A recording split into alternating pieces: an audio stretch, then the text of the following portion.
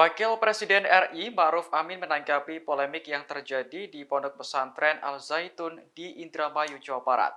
Diketahui ponpes tersebut sebelumnya didemo atas tuduhan mengajarkan aliran sesat.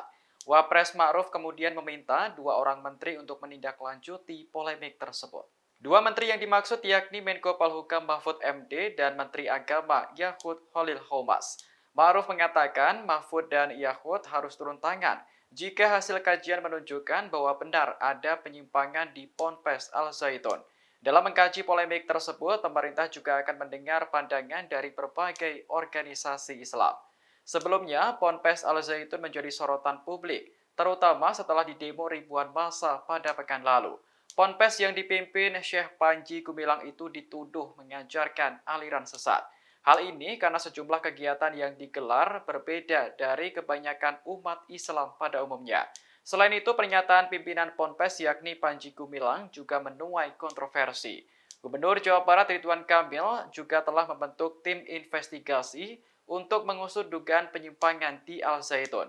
Nantinya, hasil investigasi tersebut akan menentukan nasib Ponpes tersebut ke depan.